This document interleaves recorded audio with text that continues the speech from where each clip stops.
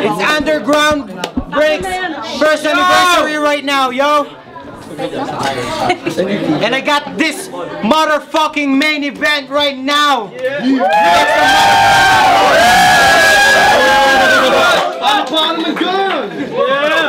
I got Dreezy on my right. Introduce yourself. Chat to me then. If you got a mixtape, chat to me then. If you're on the radar, chat to me then. Come to the man, come chat to me. Give me a minute, let me do. We should have done the king in disguise. Shout out to Craze Clothing, Sak Lyrical Mind, Team Galaxy, Chris Lee Production, kay Chris, tsaka kay Uno, B1. Shout out. Lyrical Mind! Shout out nga pala sa Powerhouse, 1 year na, you know what it is, man. Yeah. Let's get it, yeah. Shout out nga pala kay George, kay Prince G, so yeah. Different t-shirt. Yo, listen, I got Kimler on my left. Introduce yourself, yo. Better, my pen's better. You don't write. Trendsetter, you clone like. Pay homage or case vomit. Ungrateful niggas I don't like. Yo, Kimler, Wolves, waka na. Shoutout sa Bubble City. Shoutout din sa Craze. Salamat sa pag-sponsor. Yo, shoutout kay Prince G, tol. Alam mo na, Wolves! Flip a coin tayo, tol. May coin ka ba dyan? May coin ka ba? Ay, mag-coins? Akala ko, ano? Wala yun eh. Masasalo ko na to, heads or Who's calling? Who's calling? Oy, who's calling? Yes? Wala. putang ina yung mga salukong gano'n. Heads. Bet daw, bet. Tracy will go first. Face. Big dyan, ayaw ko ng maingay ha. Tracy will go first. 2 minutes. Let's go. Listen, matagal na akong di napag-battle. At ngayon sa pagbalik ko, tinapat sa akin si Kimler. Welcome back, UBRB. Now watch me kill her. Di ba balatan ko lang siya ng buhay? I ain't talking about no pillar. Kasi kami IG, we're many. Kaya patay agad if I Hitler. Tapos so ng battle mo, sabi mo ko si Kimler Fever. Pero ngayon, ako magbibigay siya ng sakit. Kasi ang spitting ill at chew. At sige, you look flying, you look sick, what a fucking bird flu. Pero sa battle natin dalawa ko lang may bars o mas stand still na para bang statue. Tingunguyan ko lang isang pusi na to, literal na Kim Chu. Tapos sinaong pang dispedida. Dahil hindi daw maranasan ng kalaban sa Canada. Kaso ikaw ay dapat din na pwede sa dispedida. Dahil tangina sobrang mataba ka na. Dahil ginagawa mo lang mas dispedida ay kumain. So peace lang, tama ka na. Pero pwede ka pa naman sa dispedida kaso ulit yung baboy ka tanga. Kaya wag mo rin ako susubukan pagdating sa personalan. Dahil ang pulat ng baho mo kaya wala tayo sa babuyan. Kaya dapat mong gawin, kay ni Mark ako pa dapat ipasalamatan. Dahil Kim, kay ni Lim ay para sa may IM sa pangalan. At kaya ko rin mga 7 na to. Kaya huwag kang mag-aas na malakas dito. At kapag sinimula ko ng manuntok, tawagan siya Mayo Aguinaldo. Di siyang unang Pilipinong tatakbo. Pero hindi ka makakalabas dito ng walang sugat para pinasok mo laro ni Jigsaw. Matagal na ako lang sinusuntok Kimler since kahapon. Susubukan mo ko ngayon dito. At putang ina mo, oras na para kayo maglaho. Ilan chance mo manalo sa battle natin dalawa para ikaw kapag walang salamin. Ito sobrang malabo. Pero bago matapos ng laban na ito, may tanong na ako. Knock knock! Who's there? Si Kimler maba! Si Kimler maba! Who? Exactly!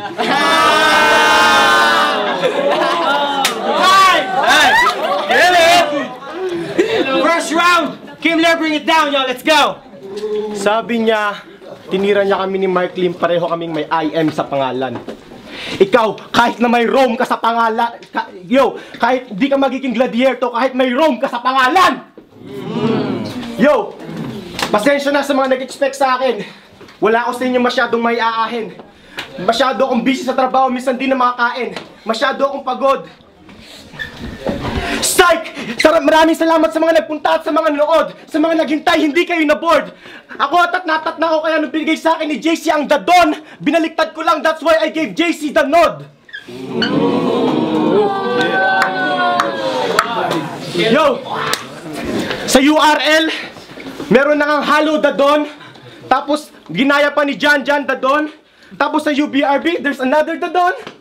Another The Don. Another The Don, another The Don. Isa kang MC na gaya-gaya. Ginaya na nga ni Jan, tapos ginaya mo pa. Yo, dahil dyan, kung panalo lang naman ang pag-uusapan natin, panalo mo dito ay 2-1. Pareho lang tayo. Pero ngayong gabi, magkaiba na tayo. Kasi yung win record mo, parang biniliktad yung 3C. Because tonight, yung win record, it will never see 3. Okay, kung usapan lang pag-uusapan, okay, let's see. Yung pangalan mo nakakaantok kasi merong 3 Z's.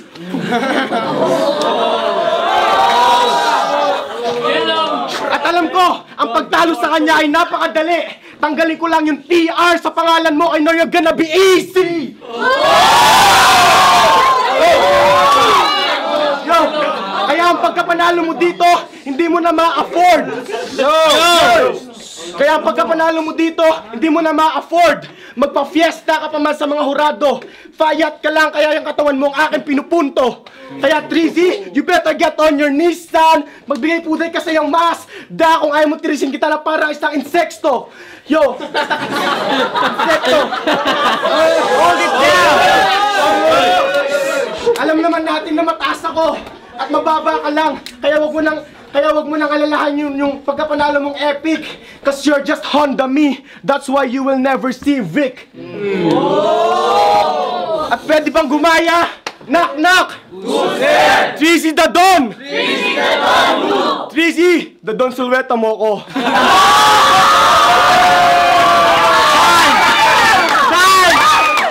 First round, bitch. Second round, yo! Second round! Trizzy, let's go! Second round. Pero bagong lahat, bago ko tapusin ang kupal na to, Trouble Sam, mag-usap muna tayo. Meron kasi nag-ahamon ng pangalan ni Trouble Sam. Ngayon makikita mo, bibigyan kita ng Trouble Sam. I know Christ gave you 2 balls, kaya nga ball Sam. Pero if I start shooting you, now no Trouble Sam. Tapos sa paghamon mo, then I'll take UK. No, sabi ko sa paghamon mo, then I'll take UK. Then mas taga London pa ako, the way I serve UK. At sa UK, I wouldn't say you will stay if I take out AK. Kaya pag tayo man nag-meet, magiging beef. Baka, magkaroon lang tayo ng mistakes. Hindi ka nakalampas sa Amerika, sa tanas ka lang babagsak. Welcome to Underground Breaks. Balik sa'yo. Putang ina mo, sa batang yun ni Jat, ang tatanda ko pa mga sinabi mo. Hindi ko nadadamay ang nanay mo, dinelate si Trizzy. Guess what? You must be crazy. Dahil dapat lang naman na di mo dinamay ang nanay ni Jad nun. Sa totoo lang, mansa rin namin ang nanay mo nun. At balita ko, nagkaroon ko doon ng bata na shota. Yeah, I know that girl. I was gonna fuck her so bad and leave her pussy bleeding. But fuck that. I know Michael Jackson, so I don't fuck with children. Kaya nilayuan ko siya. Ang nilapitan ko yung nanay niya. Yung tangi mong ina. Yung tipong mala Italiana.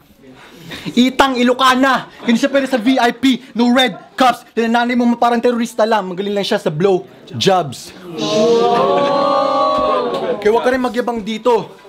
Kasi alam ko, kasi alam namin lahat ng pangit na mga kanta mo. Go check his links. Ngayon tinapat ka sa akin, now test the beast. Dahil bored ka lang naman akong tapagtapakan ng paglaruan. Chess with kings. Papatin lang kita sabay ihi sa kabaong mo. And you can rest in peace. Ba't wala kang SoundCloud YouTube account? Tanong lang, no hard feelings. Pero mapoto ka pa rin sa mga tao, now it makes sense because you ain't got no links. Slow it down. Sabi ko po, ba't wala ang SoundCloud YouTube account? Tanong lang, no hard feelings. Pero maputo ka pa rin sa mga tao. Now it makes sense because you ain't got no links. Pero ulitin ko, bago matapos ng laban na ito, may tanong lang ako. Knock knock! Who's there? Si Kimler kaya Biab. Kimler kaya Biab who? Exactly. Time! Second round, yo! Kimler, bring it down, man. Let's go. Yo, sa battle na to, wag mo na pang tangkain na tirahin ng mga wolves. Dahil dyan, sisiguraduhin kung di mo na makikita. Yo, wait. Yo.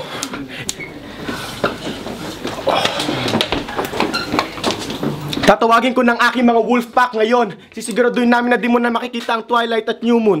Pero sa mga tao dito, you will see Breaking Dawn. Kailangan ko ba bang i-slow it down yan? Sabi ko tatawagin ko ang aking mga wolf pack ngayon. Pero di mo na makikita ang Twilight at New Moon. Pero sa mga tao dito, you will see me breaking the dawn! Yo, natatandaan niyo yung shota daw ni Trizzy na maitim?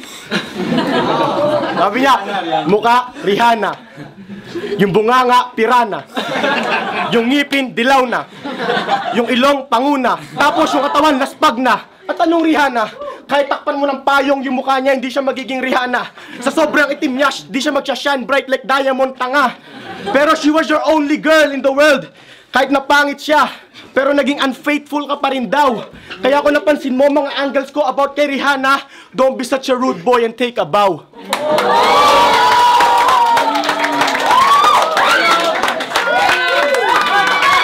Yo. At ikaw yung tinawag ni Moy na Trixie, oo. Pero that name isn't that catchy though. Kaya kailangan mo na magdesisyon. Kung ako sa'yo, dapat pangalan mo Hailey para more ang taong maakit sa'yo. But I'm the only exception. Yo, at bakit mo At alam ko gustong-gusto mo makalaban si Trouble Sam. That's why you're in big trouble, son. Di naman siya kasali sa battle natin, but sinasali mo pa siya. May nakatakda na doon para siya ating tropa. At bakit naghahamo ka ng mga heavyweight sa SBL? Huwag kang dimagding porket natalo mo si ML. Sa mga heavyweight dito, huwag ka nang pumapel. Sa mga heavyweight dito, huwag ka na ring lumebel. Huwag ka nang lumebel. Kasi hindi mo pa na-prove yung sarili mo. Kasi nung proving stage, nilapa ka ni Jamel.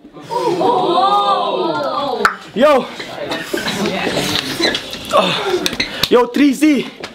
Alam namin ang sikreto mo. Alam ko, tama nga si Mark Lim. Ginagamit mo ang maraming tao para magkapangalan. Prince G, Chris, at Uno, sila ang mga ginawa mong daan. Pinagsulat at pinahiram ka ng iyong mga kailangan. At alam mo, di mo namin alam, si Uno sa'yo ang nagturo. Gagayan ko sinabi mo kay Mark Lim. Siya sa'yo ang nagturo. Kaya yung pangalan mo na Trixie the Dos, hindi na babagay para sa'yo. Dapat pangalan mo Trixie the Don, Trixie the Dos, kasi sumusunod ka sa Uno. Yo, sa sobrang bigat ng aking mga binitawan, pati ang world's strongest man hindi ito nakayanan. Sa sobrang lalim ng aking mga binitawan, pati si Satanas umaaray kasi siya'y tinatamaan. Yo, knock ulit. Trixie the Don. Trixie, the Don silhouette mo ako. Time, yo! Last round. Trixie, bring it down, yo. Let's go. Takot ka daw magkamali sa buhay mo. Yun ang nabalitaan ko. Kaya sa mga huli kong banat, doon ko ibabase lahat sa round na to. Takot ka magkamali, di ba? May mga bagay na nagbago, mga bagay na naglaho, mga pangako na papakot ang iba ay naisako.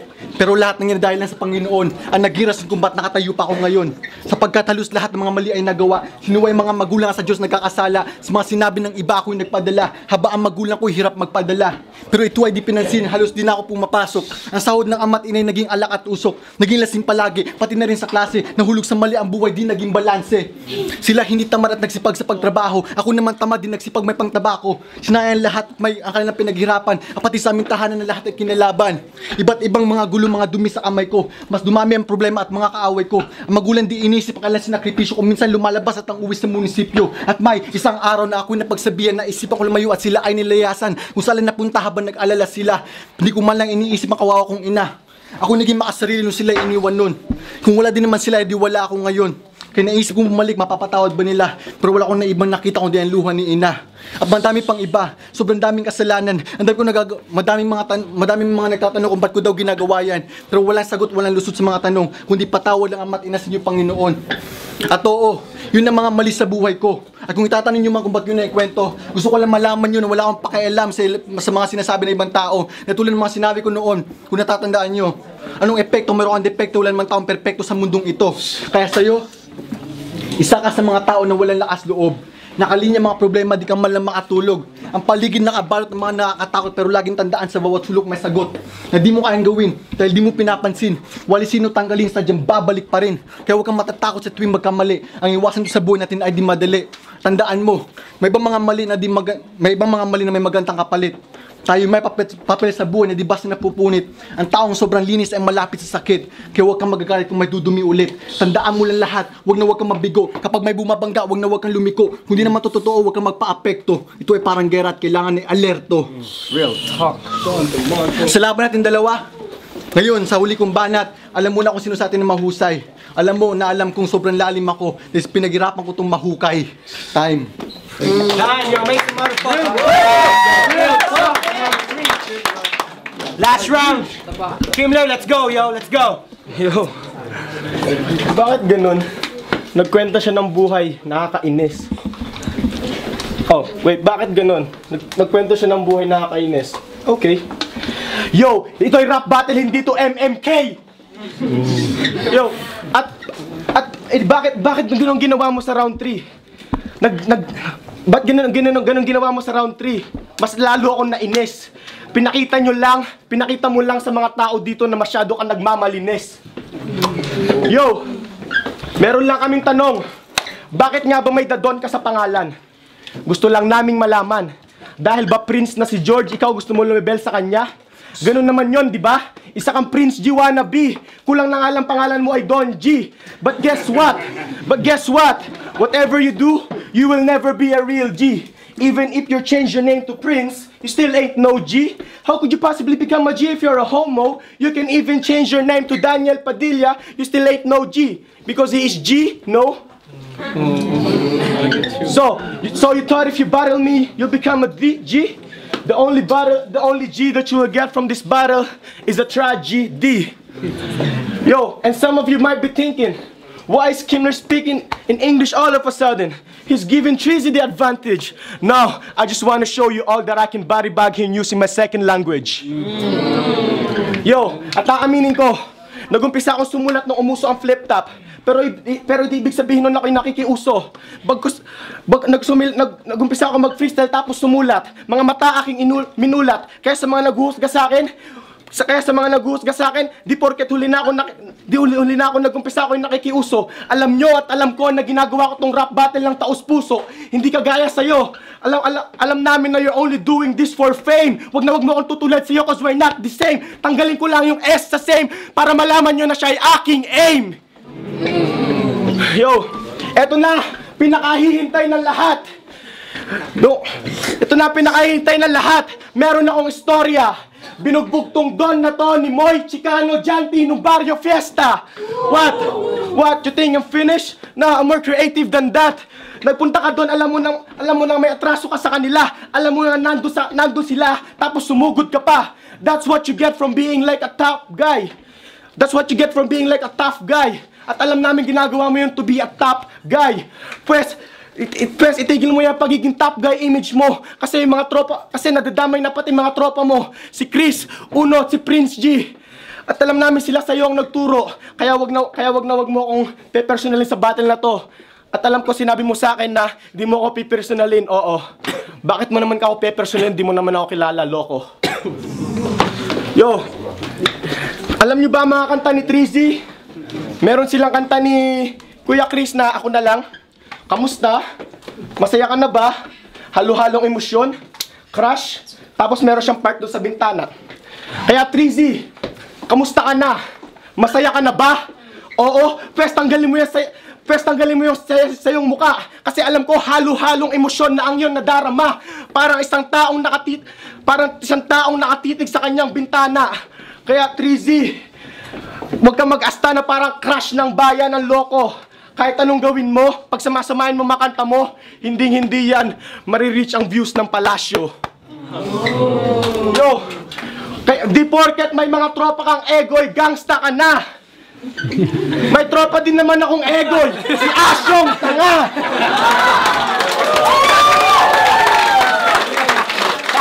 Yo, at masyado kang maangas. Meron ka pang nalalaman na pa-gold na hair at gold chain. How ironic. Kasi lalapain ko lang to na parang nasa ibaba siya ng food chain. Time. Make some motherfucking noise, yo. Let's go. Wait lang. T-shirt.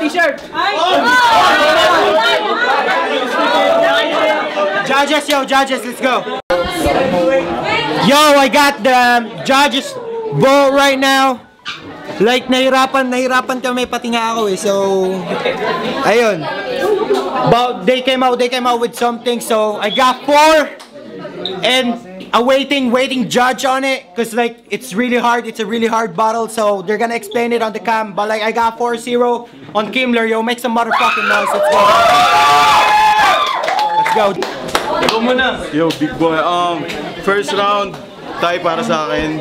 Ang lakas nilang dalawa. Second round, binigay ko na lang kay 3C kasi pares malakas din yung round kaso lang stumble si ano. So consistent din na lang yung ano, yung po-points ko kay 3C. Tapos yung third round, sobrang lakas nilang dalawa, hindi ko masabi. I have to watch it again. Maglalabas nga pala ako ng vlog. So tune in kung sino yung boto ko. Kasi unfair sa kanilang dalawa kung magbibigay ako ng draw like. I may have to watch it again. So yeah. Peace. Yo, itong laban na to talagang hirap kaming bumatal. Hindi lang ako, lahat halos ng judges. So, i-breakdown ko lang. Round 1 ha. Sa totoo lang, para sa akin tayo yun. Bakit?